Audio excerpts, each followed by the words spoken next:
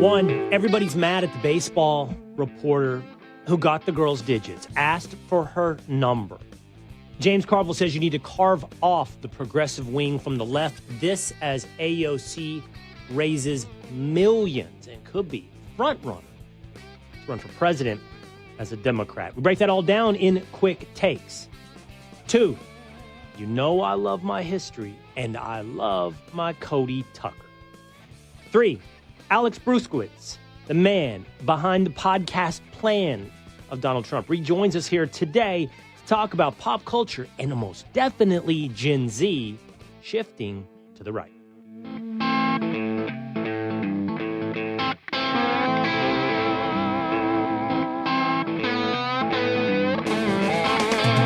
It is the Will Cain Show, streaming live at foxnews.com, on the Fox News YouTube channel, and the Fox News Facebook page every Monday through Thursday at 12 o'clock Eastern Time. Set a reminder, jump into the comments section.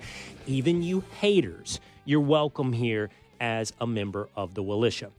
If you're listening on terrestrial radio, when you're done with this episode, if you have to get out of your car to run into the gas station, make sure you head out over to Apple or Spotify, hit subscribe, then you never miss a minute of the Will Cain Show. Got the boys in New York, Tinfoil Pat, Young Establishment James, and Two-A-Days Dan. What's up, fellas? You know, our boys took it tough yesterday. Of course, I'm not talking about the New England Patriots, or Dallas Cowboys, or the New York Football Giants, or the Green Bay Packers. I'm talking about our boys from Ruthless. Ruthless moment yesterday for Ruthless. Pronouncing NIL nil.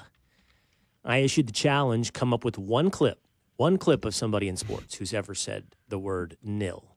And as far as I know, that challenge remains unfulfilled. I did receive a lot of texts. I did see some social media. How embarrassing for Ruthless. It did lead to a quick conversation we had. In that, I had some people on social media tell me anytime there's 3 letters in an acronym, it is never said, it is always spelled. You don't say Fibby. You say FBI. You don't say CBS. You say CBS. You don't say DOD. You say DOD. And I think we all see it's not SEC, it's SEC.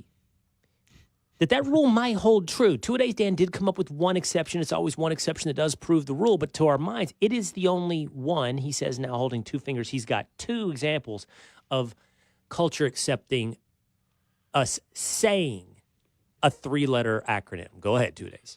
WAC conference and the MAC conference.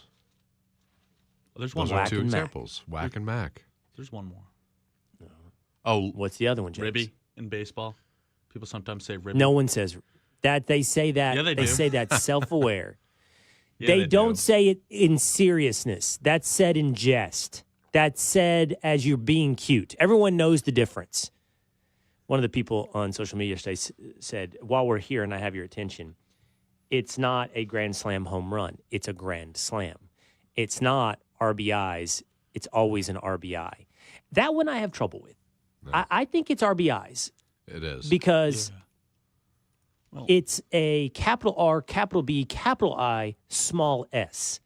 It's run batted in, runs batted in, but if it's singular, it would be run batted in. It's not always runs batted in, right? So I like that. I don't accept that it's always singular, RBI. You can add an S for the plural. I know it doesn't make sense because you don't say run batted ins, but it's a small s compared to the capital I. I think that can be pluralized. Nobody says ribby in all seriousness. You had one, Tinfoil? Well, it's not a 3-letter, but it is, it is one, and that's scuba. We do say scuba. Well, but we do that once we get to 4 acronyms. DACA. Once we get to 4 letters in the acronym, we can then begin to pronounce the word out. But you don't do that with very rare exception. USA. When it's but like Mac letters. and WAC, they have the vowel. It's very easy. I have another to big just one. say it. Interesting. Okay. Live golf. It's Roman numerals. Yeah.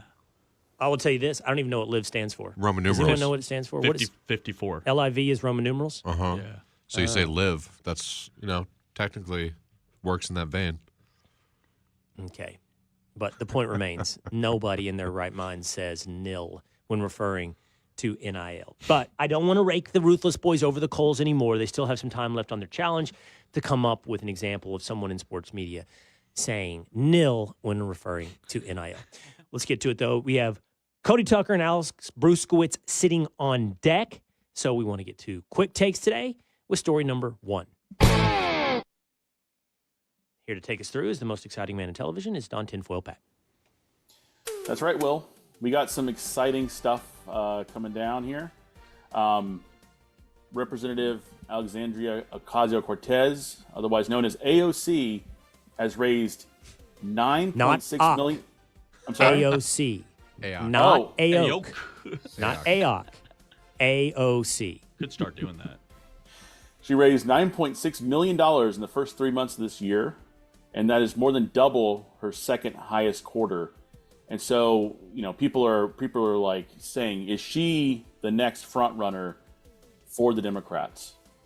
They're asking that question. Not only are they saying that, they are saying that she is a hypocrite because she has, along with Bernie Sanders, been one of the people who fear the presence of money in politics and the rising oligarchy that controls America. And yet here she is bringing in $9.6 million in the first 3 months of the year. She posted on X, "I cannot convey enough how grateful I am to the millions of people supporting us with your time, resources, and energy. Your support has allowed us to rally together at record scale to organize communities, all with an average donation of $21. Thank you, Palante." What is Palante? I don't know. I don't know. Sounds like a Spanish term The of Hawaiian? endearment. That doesn't even look like a Spanish word. It's got the apostrophe in the middle of the word, Para the P and the adelante. A before the lante. It means Palante. forward or onward in Spanish. It's a Spanish phrase. Of course. Okay. Forward or onward. Sounds And communist. she is onward towards being, as you mentioned, Tinfoil Pat, the front runner for the presidency, at least nominated as a Democrat. This is not something that would sit well with, for example, James Carvell, who said it is time to cleave off the progressive wing of the left from Democrats. So maybe we need to have a schism. Maybe you got plenty different, the Justice Party, the Working Families Party, the Socialist Party. The only thing I'd ask is just don't use the word Democratic in any title that you have, because most Democrats that I know that are running for office don't want your name, don't want you to be part of the deal. Yeah, they would be glad to take your votes. Who wouldn't? Everybody wants to get as many votes as they can. Maybe you come up with your own name. I don't think we can work together on pronoun politics. All right. Point well taken by James Carvell.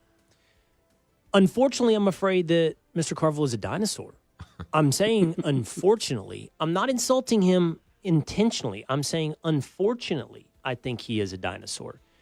Meaning I'm thinking that point of view is now in the minority. And I would ask anyone to give me a mainstream Democrat, a moderate Democrat, a blue dog Democrat, a popular Democrat that doesn't currently align with that progressive wing of the party. Just quickly off the top of our head, of course, you've got AOC, all the members of the squad.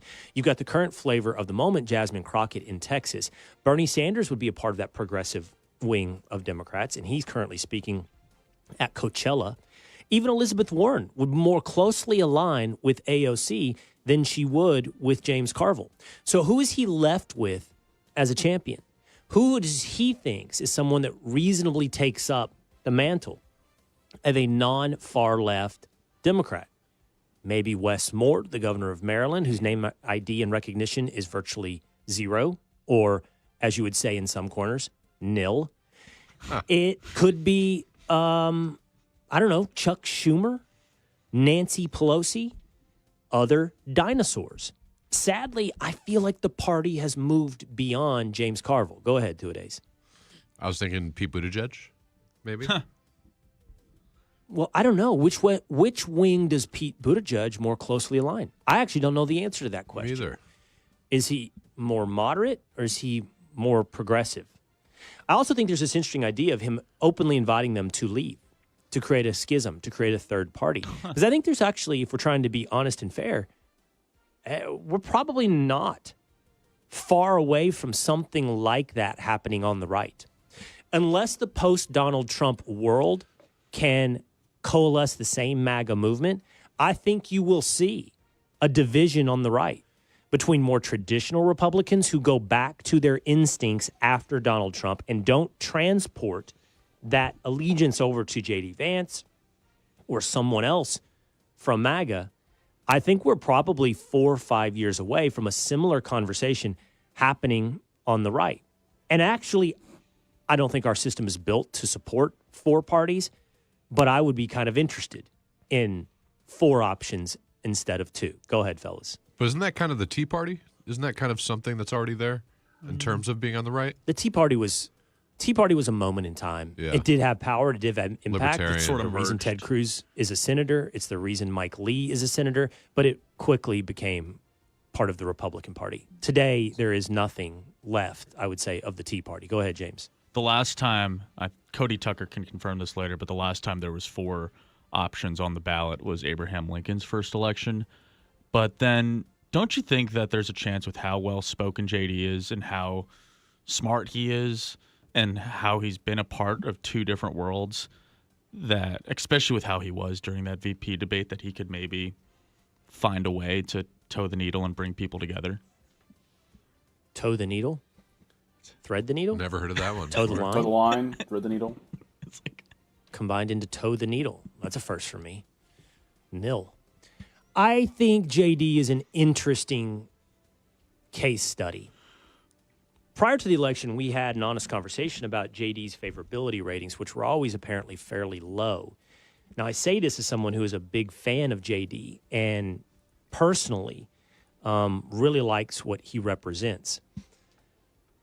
Doesn't mean I can look out into the landscape of America and say that his charisma is enough to carry the same weight as Donald Trump. I also have this other little thing that's nagging in my head, and that is all of my friends who have been wrong about politics for a while now, like J.D. Vance. And I have a little concern about that, Man. It's like all the quote-unquote smart conservatives really like J.D. Vance, and I think he should be liked. I think that he's great. But I also look at those same guys, and they were reluctant Trump supporters, and they were wrong almost on every policy and every political prediction over the last decade. So if they're all now championing JD, I think it's not the best sign for JD Vance. All right, let's leave that there, and let's go on to the next topic in quick takes with Don Tinfoil Pat. That's right, Will. We have some big news as tariffs go up to 245%. Or are they? Is that fake news? The White House Rapid Response Team has broken it down and says, really the tariffs are only 125% reciprocal tariff, 20% tariff to address fentanyl crisis, and then a Section 301 tariff on specific goods between 7.5% and 100%. Technically, on certain products, you're going to get up to 245%, but there is some range there. So, what do you say about the latest in the tariff wars between the United States and China? I have my concerns. I'm starting to get concerned. I'm not concerned about the fluctuations of the stock market over a short period of time. I'm concerned that I invested a lot of time and faith in a big, broad, grand vision as best articulated by Treasury Secretary Scott Bessent. And that vision I'm having trouble reconciling with sort of the ad hoc approach of the past week and a half, where we have various products getting carve-outs and exceptions to tariffs, whether or not it's smartphones or cars. And it's not about whether or not the administration is right to be making these adjustments and to be flexible and responsive to, for example, the concerning price of the 10-year Treasury, but whether or not they're still executing that grand plan and vision as laid out by Scott Bessent.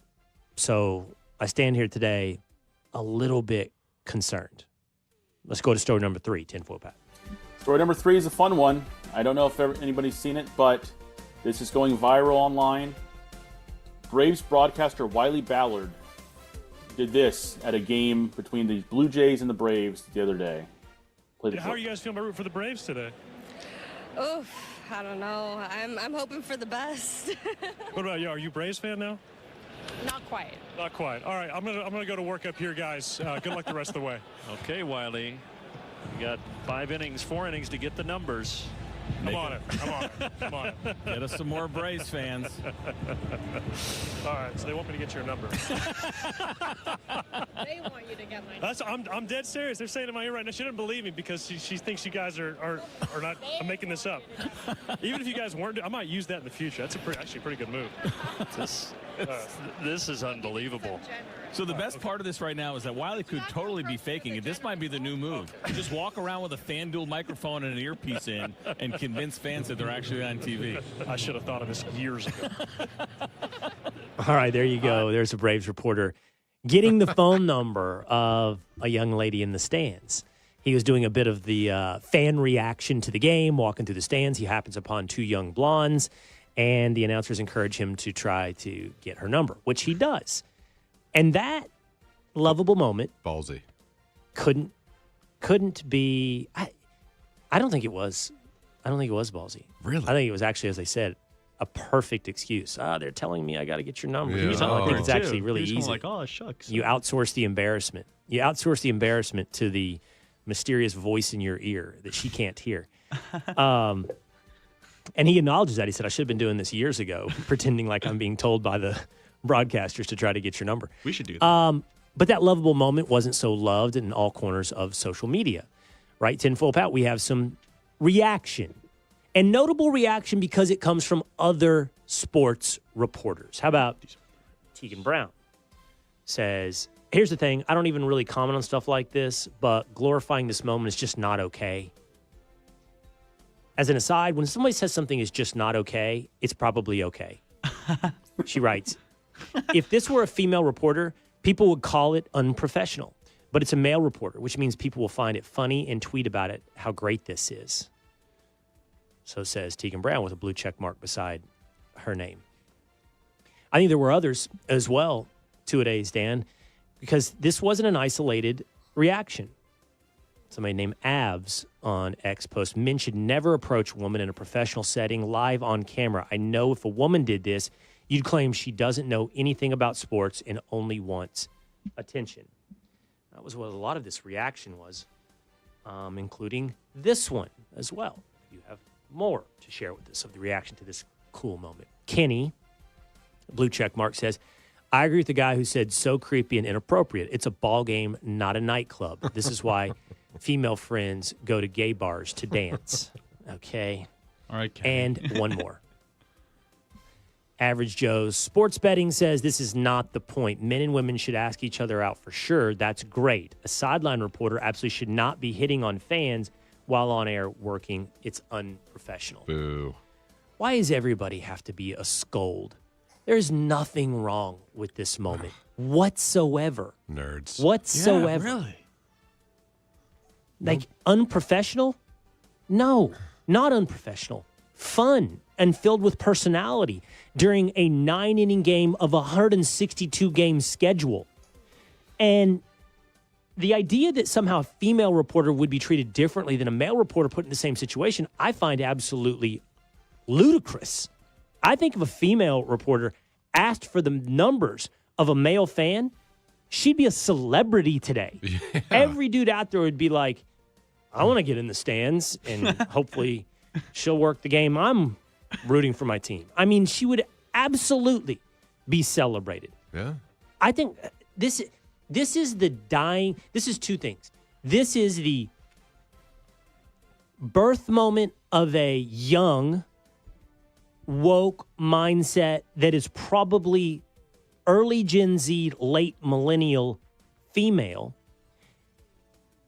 It is a dying mindset of the please think I'm a feminist and cool dude sticking around sports, trying to be a champion for equality, and the well has run dry. He's got nothing else but to tweet that this is somehow condemnable and a bad moment. I for can't baseball. imagine that being my first reaction to that. Just, that's terrible. He should never ask a female for her phone number. So dumb. Yeah, great moment. And I think the update is they went out on a date. I don't know how the date went, but I believe you told us that a little bit earlier. Was that fake news or real news? Fake news. So now you're giving. So you just give us fake news pre-show jams, and then I repeat it, and then while I'm talking, you go like this and cut. It's all fake news. I don't know. That's just a like the rumor. tariffs. You don't know. Don't traffic in rumor. That's how you end up in a situation which we avoided, which is now resulting in lawsuits. No more rumor. No just more rumor. Reported facts. Young James. All right, that's going to do it for Quick Takes today. We got to take a quick break because when we come back, we have got historian, comedian, friend of the show, Cody Tucker, coming up on the Will Cain Show. Andrew Jackson, Gerald Ford, the pranks of a Roman emperor, and the man who fought late into age in the American Revolution. All that coming up with Cody Tucker here on the Will Cain Show, streaming live at foxnews.com on the Fox News YouTube channel and on the Fox News Facebook page. Join us every Monday through Thursday at 12 o'clock Eastern Time. Hit subscribe at Apple on Spotify. Jump into the comments. Become a member of the Will List Show. Cody Tucker is a friend here of the Will Cain Show. He is also the host of the Cody Tucker Show, and he's on Instagram at the Cody Tucker. And he posts incredible videos of did you know facts when it comes to history. He also has a take on baseball reporters asking out fans. Cody. Hey, how's it going, man? Yeah, I tell you what, man, I think they're just having fun. Like, why does everybody have to take everything so seriously? Like, no, not everything is an attack. Not everything is a power move. I mean, sometimes you're just having fun. You're on TV, like it's baseball. Like, it's what's wrong with this? Like, and then the reverse argument, that if it was a female reporter, you know how happy I would be if that happened to me. Oh my God. I know. Yeah, I don't get it, man. Here's a little secret. Any guy getting asked for his number by any girl, and I mean that, by any girl, is a happy moment. Everybody celebrates it. Even if you don't want to give her your number, meaning you're not into her, you still walk away with your ego pumped up. You feel good about yourself, regardless of the person asking for your number. No one is offended or calls that female reporter unprofessional. They all walk away feeling better about themselves in this world. Yeah. I've been broadcasting for a long time, Cody. Like, you get to a point as well, and bravo to this reporter because he's a pretty young guy, of getting there at a fairly young age. But just be normal. Just be authentic and have fun with your job, because that's what people want. They want you to be normal. They want you to be real, and they want you to have fun. The last thing they need is another basically AI-generated anchor giving you the information totally devoid of personality. Yeah, and he seemed like a genuine guy. He's a little awkward, a little shy, a little nervous. Like those, it's kind of redeeming, that it's just like a normal guy, normal interaction. I mean, I don't know. I liked it. I thought it was pretty funny. I mean, I don't watch a whole lot of baseball anymore, but it's got me interested. I was like, well, maybe I'll check out some games. Who knows? All right. Well, one of my treats in my day has become, through reading way too much news, taking a break to read sports, the variety of scrolling across my Instagram feed and happening upon a video from Cody Tucker is the perfect variety that I need in my day. Here's a little bit of history in a little bit of time. Here is Cody Tucker on Andrew Jackson. In 1805, future President Andrew Jackson got into a dispute over a horse race with a man named Joseph Irwin. Irwin's son-in-law, Charles Dickinson, got involved and insulted Jackson's wife. This pissed Jackson off, which led to the two men going back and forth for a while. They eventually agreed to settle their differences the old-fashioned way, with a duel. The rules of a duel at the time stated that if you survived the first person shot, that first person had to stand still while you returned a shot. Jackson knew he wasn't faster than Dickinson, so he decided to just stand still and wait for Dickinson to shoot him, hoping that he didn't kill him. Dickinson shot Andrew Jackson in the chest, inches away from his heart. But his plan worked, and he survived. Dickinson then had to stand still while the future president of the United States, Andrew Jackson, carefully aimed and shot him. Jackson's aim was a little bit better than Dickinson's, and he killed him at the age of 26. Wow. What a great little fact of history that I did not know. And the balls on Jackson. I'm just going to take a shot. I'm going to take it because then I get a freebie afterwards. Yeah. I didn't actually know that was the rules of the duel. I did see that play out in one of my favorite shows, Taboo. I love any history-based show. Taboo stars Tom Hardy. I'm in on everything that Tom Hardy is in. So that happens. They have a duel, and the first guy misses. And God help you if you miss, because then you got to sit there and take it. Yeah. Yeah, that's the rules of a duel, which, you know, it's I would have been avoiding that at all costs, but not Andy Jackson. Well, he was all for it. That was not his only duel, by the way. There was lots of them. Really? Oh yeah. He was in duels actually pretty often, and clearly pretty successful. Yeah, based upon, his survival. Yeah. Andrew Jackson is often used as a historical metaphor for Donald Trump. Like, there are many who think he is the closest parallel to the modern day Donald Trump, Andrew Jackson. Yeah, that's fair. I could see that. I mean, it's so hard to compare, whenever you're going so far back, because there's obviously going to be so many historical differences that just don't correlate. But overall, yeah, I could see that being a pretty fair comparison. Yeah. All right, here's a guy that only shares a political party with Donald Trump, but here's another video from Cody. This one on Gerald Ford.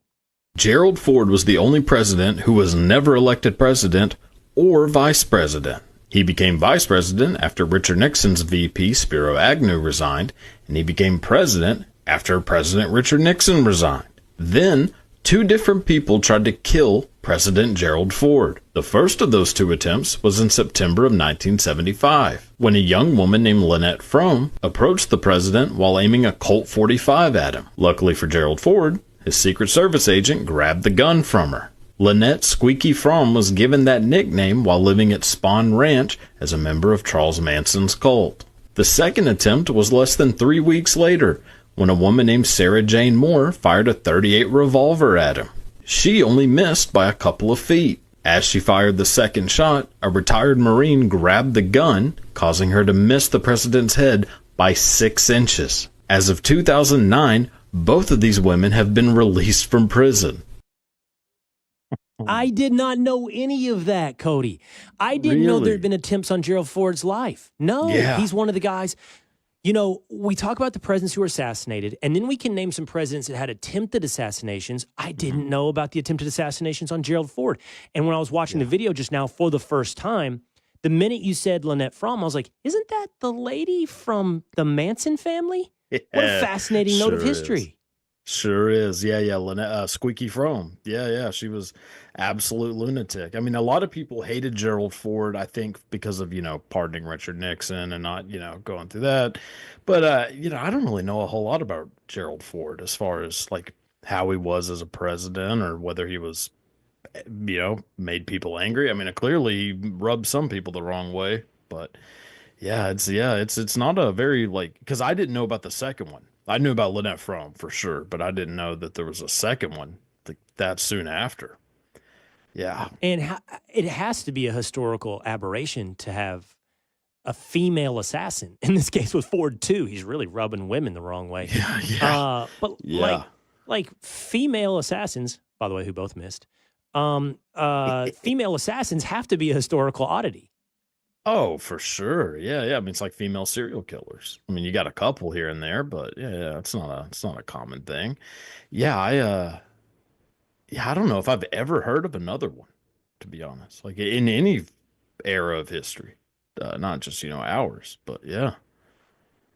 Speaking of serial killers, I once again fell down my rabbit hole.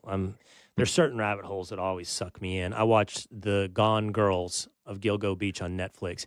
It's like the third documentary that I have watched, and I've actually interviewed profilers and Ray Tierney, the Suffolk County District Attorney, about this case. I just find it absolutely fascinating. Do you know about that serial killer, Cody, on Long Island? A little bit. I am a massive true crime fan, and that's one that I actually have on my list to start checking out. But yeah, no. So I don't know a ton. You know, they've about arrested the guy.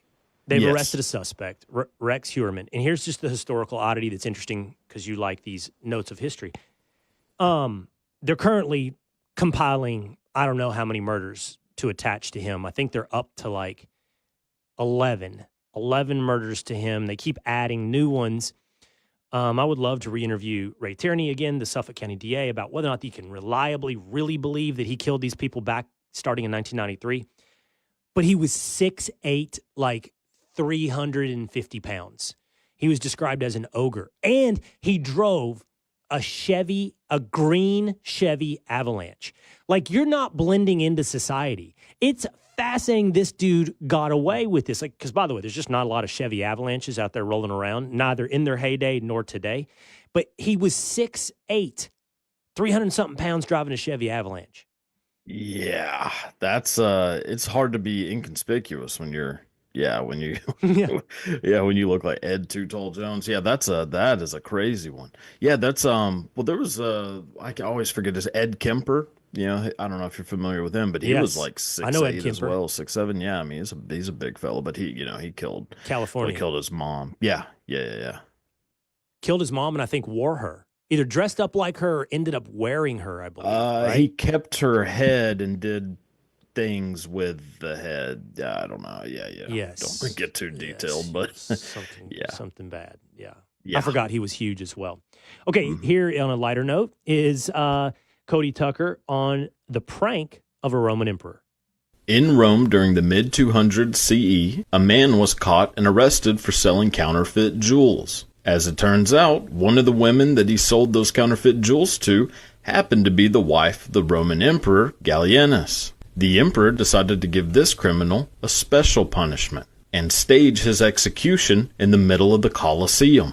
The merchant was told that he would be forced to go out into the middle of the Colosseum and fight a lion, which would obviously result in his brutal death. A crowd of thousands of spectators watched as that man was brought to the middle of the Colosseum awaiting the lion. When the doors opened to release the lion, everyone in the crowd was stunned to discover that a lion was not entering the Colosseum, instead, a tiny little chicken. The emperor had staged this entire mock execution as one elaborate prank. The emperor later explained he had practiced deceit, and so he had deceit practiced on him. That one, Cody, I'm like, that's the deceit? I get to live? I fight a chicken? Thank you, Emperor. What was the price to pay? Embarrassment?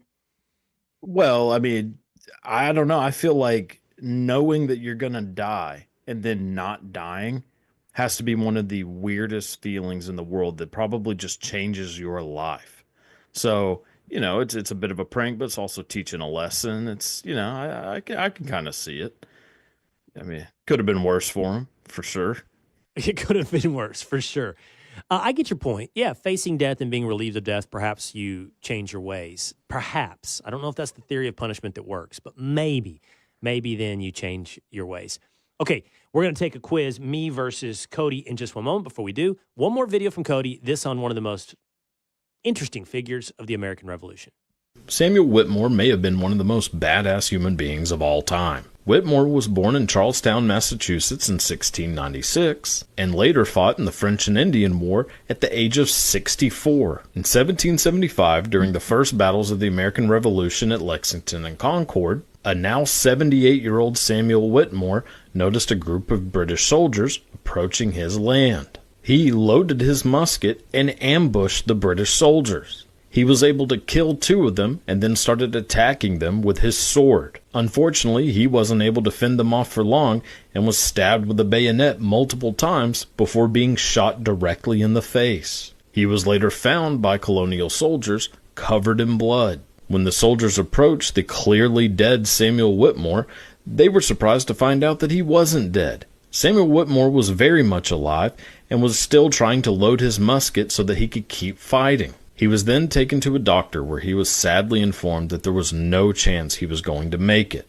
Well, not only did he survive, but he lived another 18 years before dying at the age of 96. Oh, I never heard of Samuel Whitmore, but what a badass story of the American Revolution.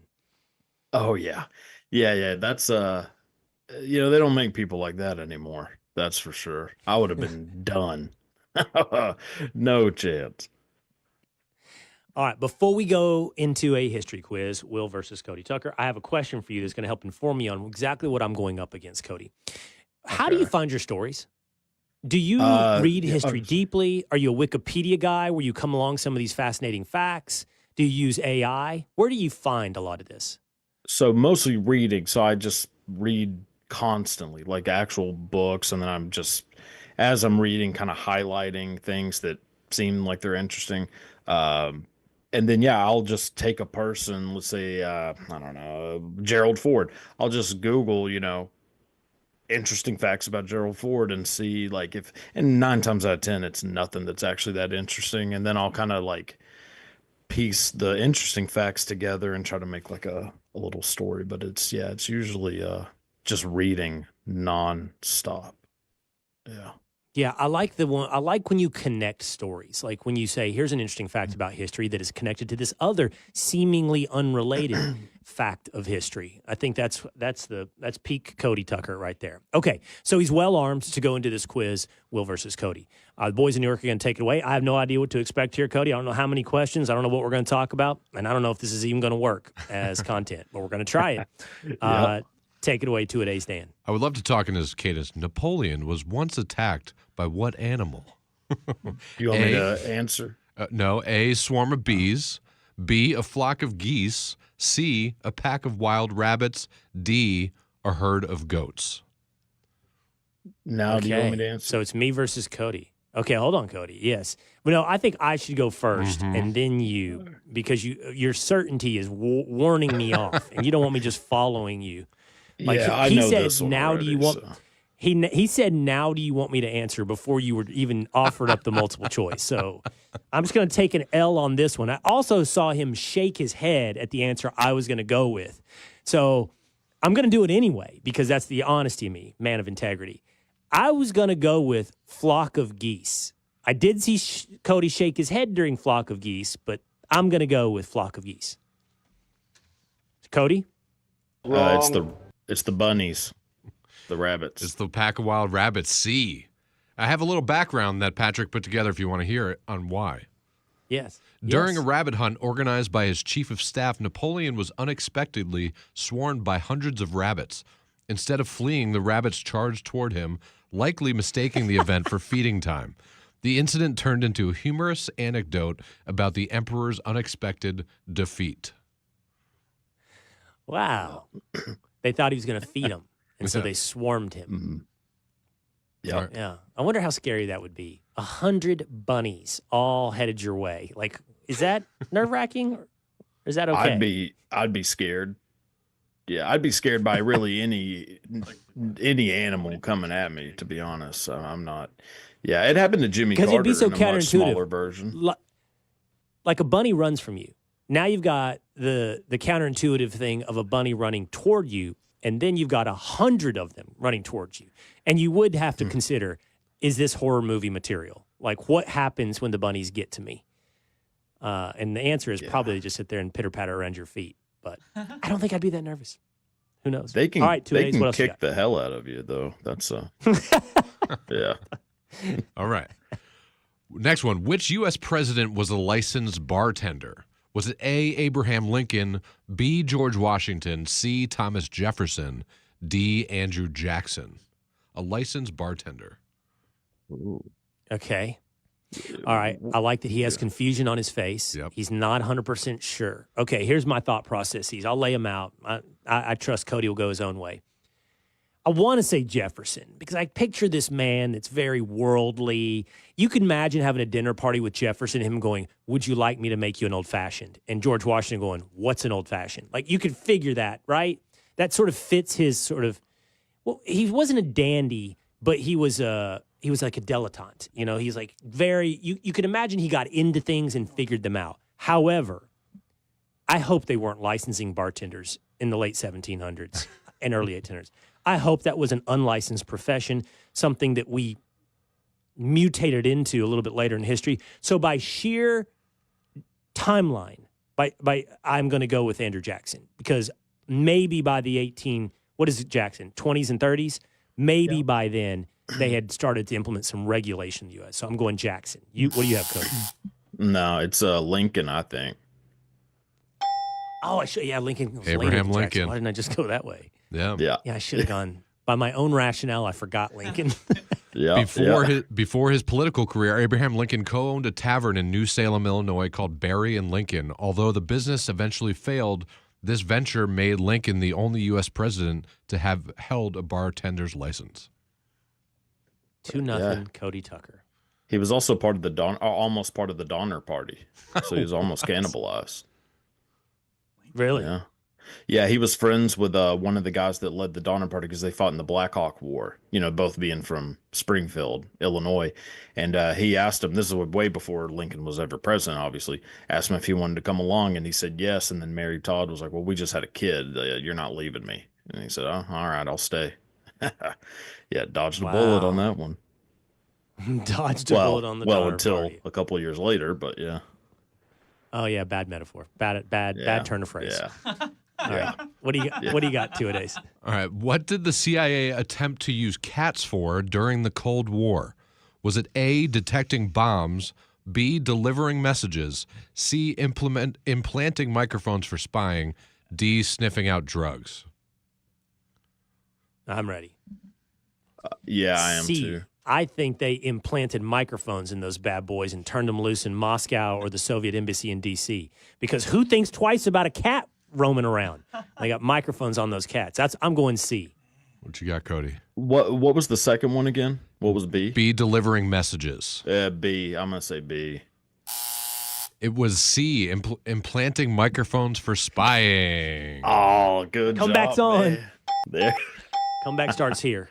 Wow. In the 1960s, the CIA launched Project Acoustic Kitty, aiming to use cats equipped with listening devices to spy on Soviet targets.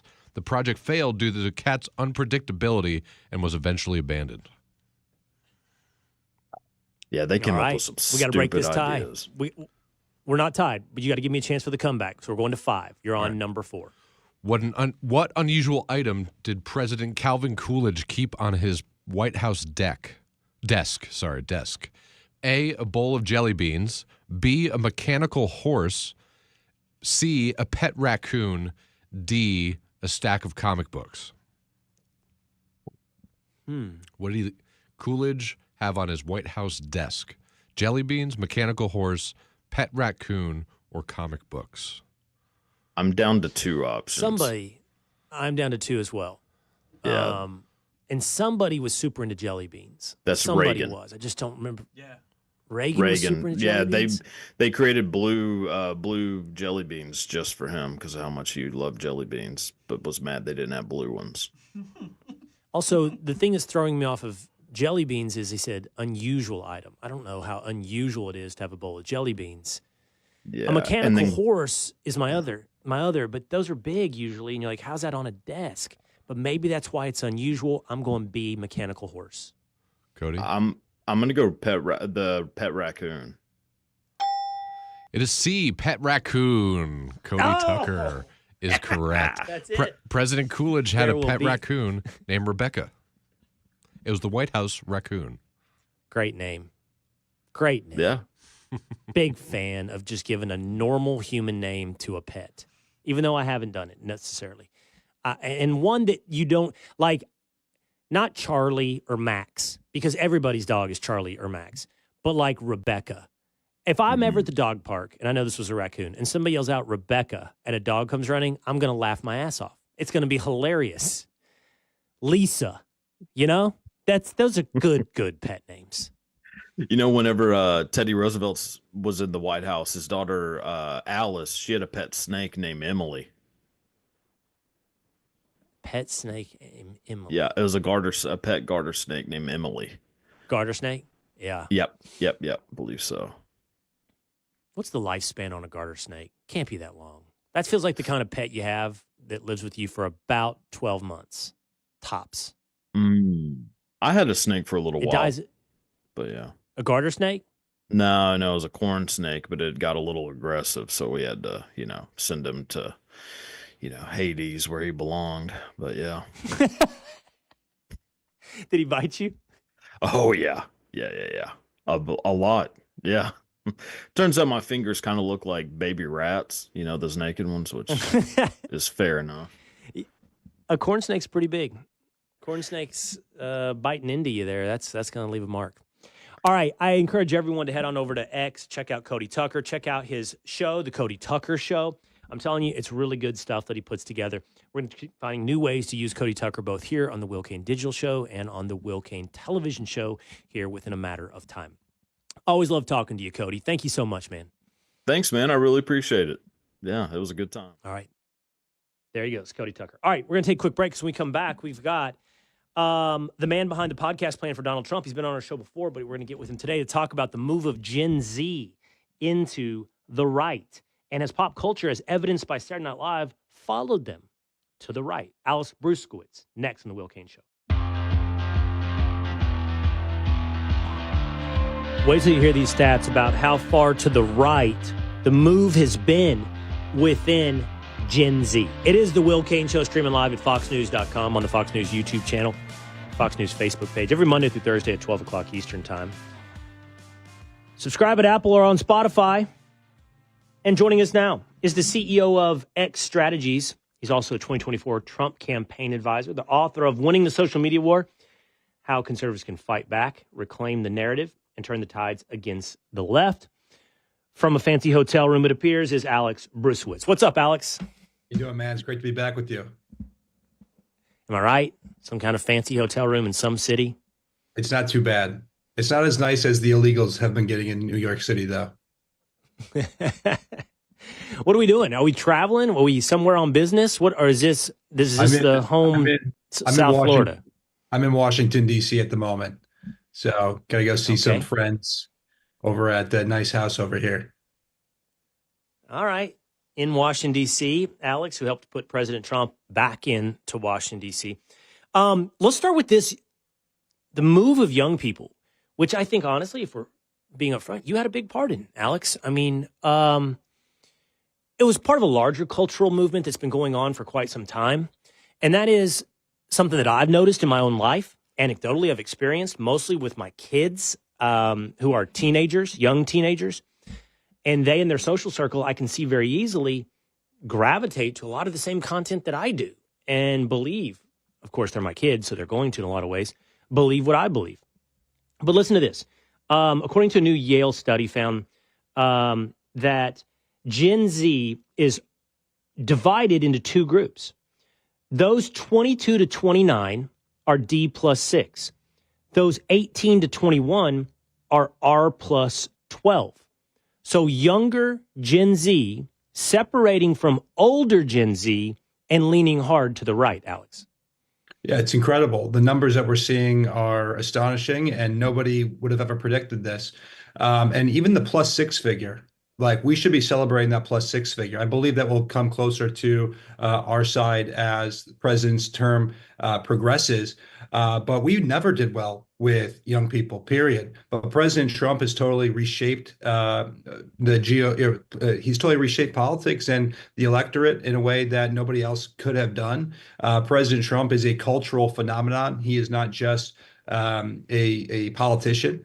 And he really strikes, he really hits the issues that these young people care about. They want opportunities. They want to stop this woke crap. I grew up, I'm part of the older Gen Z. I'm 28 now, but the pronouns in the classrooms were starting when my age group was just, halfway through college, where you had to stand up and announce what pronouns you had before you were able to address the classroom. It's ridiculous, and the people are fed up with it. And the Democrats have totally become the system. And young people have always liked to rebel against the system. And I think that's what we're witnessing right now. I think you hit two of the three things that I think are involved in this shift. One is the pull mechanism of the charismatic figure that is Donald Trump. Two is the push mechanism of the youth have always rebelled against the authority figures and whatever is perceived to be the system. And quite clearly, for the better part of a decade, if not more, the left has been in charge of that system. Even if there was a Republican in office, the left controlled the authoritarian side of that system. And then there is just the life experience. You pointed out the pronoun issue, but this poll described two types of Gen Zers, those pre and those post-COVID. So like you, Alex, the 2.0, the 1.0 Gen Zers graduated high school pre-COVID. They grew up with Instagram, but not with TikTok. They started college in the first Trump era. And these are the things that have sort of defined their generation. The Women's March, the March for Our Lives, climate strikes, Black Lives Matter. That was all part of the zeitgeist. Of course, there were going to be some that rebelled against that, but that's going to have a pull mechanism for some of your generation. Then there's Gen Z 2.0, and they graduated high school post-COVID. They've only known smartphones, Snapchat over iMessage, TikTok, very important. Started college in the Biden area, and resistance to COVID and masking protocols and movements toward free speech were seen as counterculture. Yeah, I mean, that makes total sense. My younger brother, he's part of Gen Z 2.0, if you will. And, he lost 3 of his years due to COVID in college. He didn't have the fun. He didn't have the same experiences that so many of his friends and older siblings have had. And so I think there's some animosity and hatred towards the system for that. But I'm really impressed actually by the +6 figure as well, because you listed off those major cultural moments that the Democrats totally influenced: the March for Our Lives, the George Floyd protest, the BLM, everything. And it's only +6. Like, the Democrat apparatus used everything in their power to influence the minds and the hearts of these people. And they're only at +6. And you can win +6 pretty quickly if you have the right message and the right candidate. And so the Democrats have to be terrified by these numbers. And I think that actually the younger generation, even younger than Gen Z 2.0, like the 14 to 17-year-olds that will be able to vote in 2028, I also believe that they're going to be very conservative, because President Trump is getting the indoctrination out of the classrooms. He's getting the DEI, out of our system.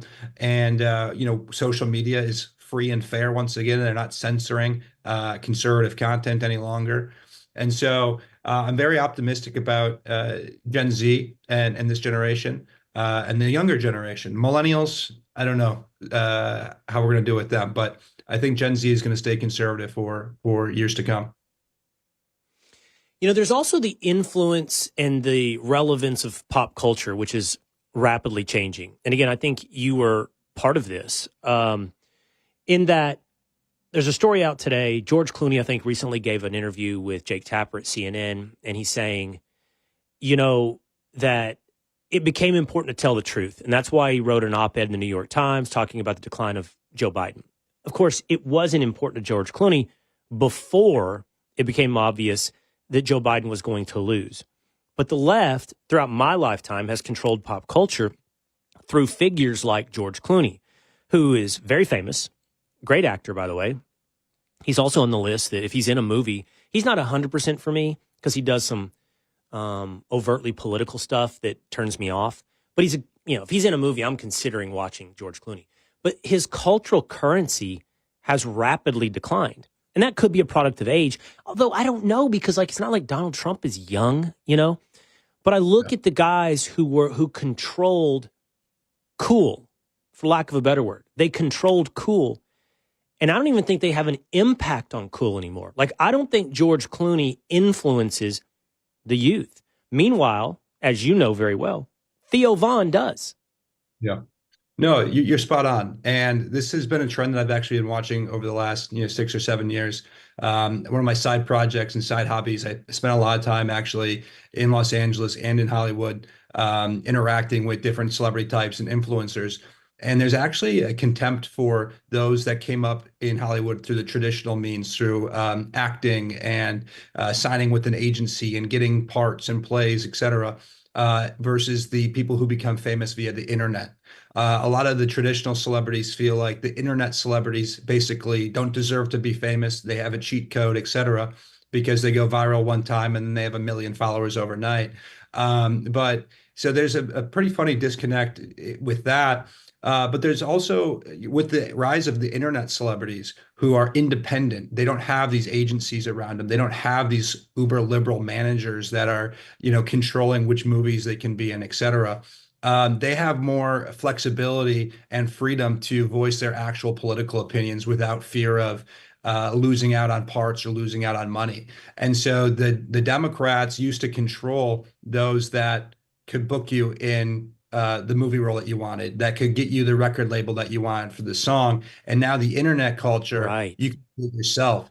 And so they have lost their control mechanism in Hollywood, and that allows for people like me to go and establish independent relationships with these people. And I have a lot of celebrity friends that actually don't support the president, but they don't blast the president because they have a relationship with me now. And also, if they have a question about something that the president is doing, they'll shoot me a text and they say, "Hey, like this is what the media is saying about it. What's the truth?" And so I'll act as kind of a liaison between our world and that world. And the Democrats just don't have that lock on Hollywood anymore. And the rise of the internet celebrities, I think, has actually played a major role in that. I thought about several things as you were giving us that answer. Like there is the internet celebrity that goes viral, gets 1 million followers, and in some cases, like deals and money. I think of Hawk Tuah girl, like, that was like a flash in the pan, and she actually built a huge podcast for a moment. I'm not sure it's had any staying power, right, off of one viral moment on the internet. It's interesting as well, where in the past, as you described, look, the guys that ran Hollywood studios and the agencies were on the left. They were aligned and donated to Democrat politicians. So if labor, even if it's a high-priced piece of labor like talent, spoke out against that stuff, yeah, you'd be worried. Oh my gosh, I'm not going to get the next part. I don't know. I don't know how that affected Tom Selleck back in the day. He was kind of an open guy and a big star. But now it's the opposite. Like, not because of the control mechanism, but because of the market. Rachel Ziegler gets the part as Snow White. She blasts the president. She puts some opinions out there. They're unpopular. The movie does poorly. And that's not because, the studio, that's because of the audience. Right. Right. And again, but because of social media, like, I think social media has been the great equalizer in this. And that's why the Democrats were so desperate to censor when they got back power. But social media allows you to voice your opinion freely. And the Twitter algorithm and Twitter 1.0 used to rig the trending topics like crazy. They used to trend everything that they agreed with. So if Jack Dorsey and the Democrats still own Twitter, they would be only showcasing very positive tweets about Snow White instead of the actual truth about Snow White. And so the social media basically allows you to have a free debate in the marketplace of ideas, and their ideas are losing.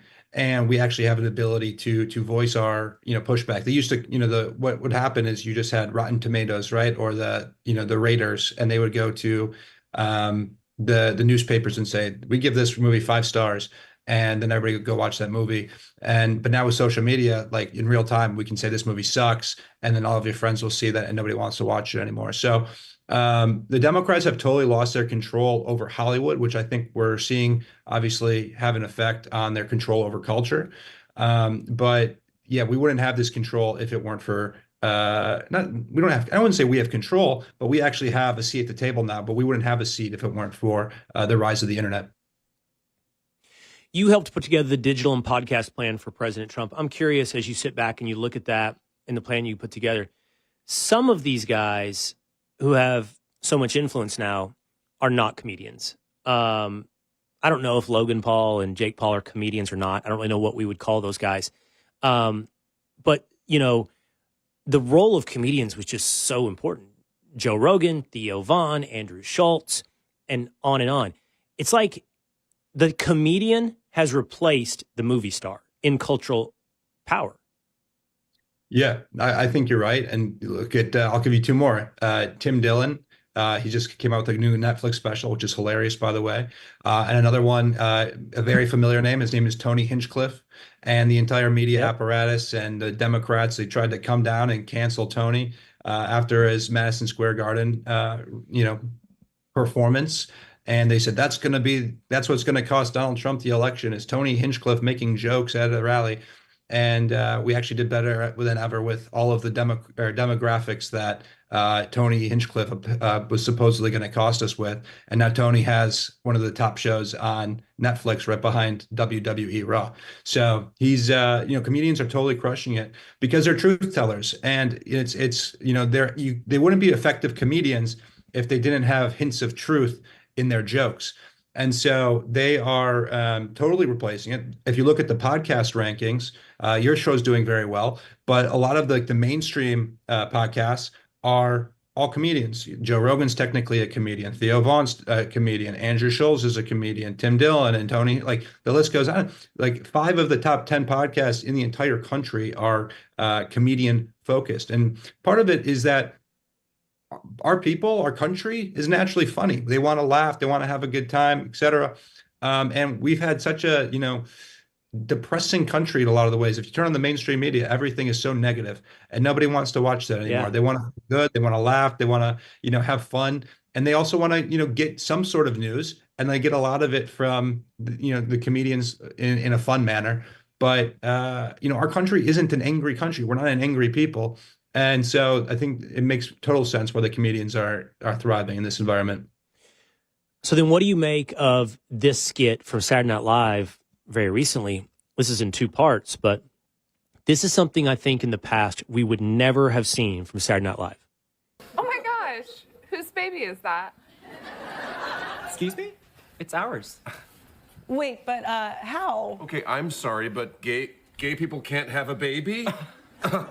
Yeah, but where did it come from? Excuse me? Excuse me? Wow, you are not allowed to talk like that. That is so invasive. Okay, but we were with you last night and you did not have a baby. Yeah, and you guys said that after dinner you were going to go to a rave called Bulge Dungeon, and now today you have a baby. What we're asking is, how did this happen? Okay, I'm sorry. Why is it when it's us an interrogation? I don't ask you why you're poor. I loaned you $10,000. I think we're just wondering who the mother is. Okay, well, between the two of us, I'm more emotional, and I like shopping, so me, I think. Yeah, but I mean, I have long hair, and he is an alcoholic, so I guess it's 2 moms, I guess? Yeah. Guys, how did you get this baby? Okay, we didn't pull it out of your vagina, if that's what you're asking. Yeah, people think they can ask gay people anything. It's not okay. Yeah, we don't ask you guys whose butt you use for anal. Okay. Okay, that is Saturday Night Live. I don't think I know, Alex, you'd never see that. What, 1 year ago? Yeah, not a chance. Not a chance a year ago. And SNL seems to make him pivot more towards the center as of late. Their Trump impressions still aren't good. I don't know why they wouldn't go give Shane Gillis $50 million just do the Trump impression, every Saturday. Then that'd be a no-brainer in my opinion. But they're certainly trying to get back to the center. But they used to never make fun of that side. They used to never make fun of the woke crowd. They used to never make fun of the Democrats. And their ratings suffered because of it. And that's, why independent comedians like Scholes and Theo and those types of guys so they skyrocketed and their ratings, surpassed them in a lot of ways. But it's also weird seeing John Hamm in comedic roles. I just started watching Mad Men again in my limited free time. And I don't know why that guy just doesn't do serious. That was his role. He should keep doing that. I don't know why he's doing these, comedic roles personally, but that was a pretty funny skit. It was a funny skit. I don't trust that they have all of a sudden they're going to be. How about this? I don't trust that they're going to be consistently interesting, but that's interesting because you're poking at a truth and you're poking at a sacred cow and you're poking at conversations that have been taboo. And I don't think it's mean. I think it's funny. I think it's funny is the important point. Last thing, since we're on this note of politicians and pop culture, like, what do you make of the left? And I think it would be too easy for me to simply crush Bernie Sanders because he's 80. It's also Alexandria Ocasio-Cortez, who's young, really trying to tap into things like Coachella. Yeah, well, I mean, Coachella's, I'm not sure if you've been. It's actually a fun spot. I met one of my videographers at Coachella circa 2018. We were at a party. Blueface was performing, and I had a, tabled area nearby. And I was like, dude, you're good at camera work. And now he's working for me and making mega videos. But, he's a great guy, and it's a great environment. And it totally makes sense why AOC is speaking there, because the only time that she ever makes sense to somebody is if you're totally inebriated. And so, we're going to remember what she said at that rally. But similarly, she has to go to where a crowd is already manufactured. And, if you look at the crowds that she actually pulls, like she's doing this circuit or whatever you want to call it with Bernie around the country, the audience, it's all like 65-year-old plus overweight men who are wearing pride shirts or, like fishing hats. Like, these are very bizarre people that are showing up. It's not the youth. Okay. And like AOC has totally lost her touch. And you see it in her engagement on social media. You see it in the way, young people I know are talking about how AOC is the way forward. And the Democrats are totally lost. Your polling shows, that you read through today shows it. They're plus, again, they're only +6 with a demographic that they used to be +20, 25 with. The Democrats used to have a stranglehold on the young voter. They have nobody that can reach across and talk to normal young voters. AOC can't do it. David Hogg can't do it. Tim Walz can't do it. And like, these people they're weird. They have no message. And so I'm not too concerned about AOC being able to pull young voters, especially young male voters. Yeah, it's hard to identify somebody on the horizon that could do so for the Democrats. All right, Alex Bruesewitz. Check him out on X, where he runs X Strategies, by the way. He's Alex Bruesewitz, Bruesewitz. We appreciate you, Alex. Always love having you on. Love staying in touch. Thank you, man. Thank you. All right, there he goes, Alex Bruesewitz. By the way, before we go, guys in New York, I am past. I think this is not just that I'm old. I don't think it's just my age that makes it hard for me to know fashion-wise if something is cool. I know what I think is cool, but I don't know what culture says is cool, right, to wear.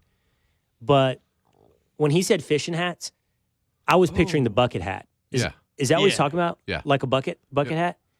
And, of course, that is like the hat in, like, literally the movie Grumpy Old Men from back in the day. They're back. But I was going to say, don't young people wear that hat? They're back. Does people, like, is a bucket hat cool? Yeah, it's a little frat bro-y. I think it's how you wear it. Because when he said that, I was like... Are there multiple ways?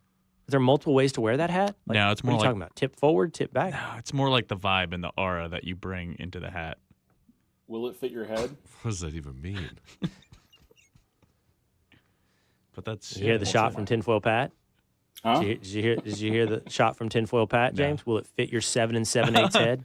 Just gotta hold a lot of brain up there. Special order. After our conversation offline yesterday, I did look up average male head size, and I'm average, 7 3/8. Yeah. I'm sometimes a 7.5. Not all hats fit the same. Dan, I don't mean this. I hate to point it out, but Dan, really small head.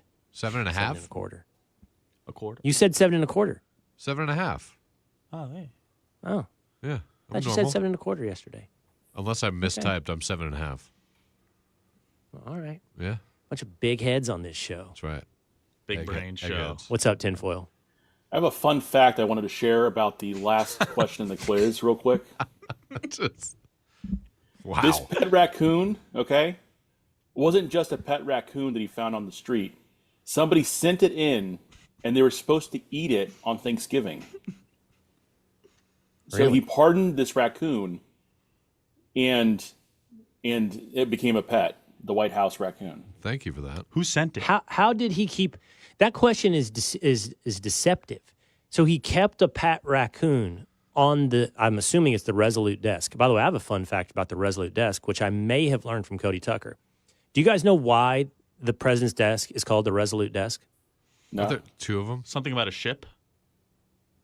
Yeah. It's made from the wood of the HMS Resolute. The Queen of England made 2 of them. One, I think actually maybe 3.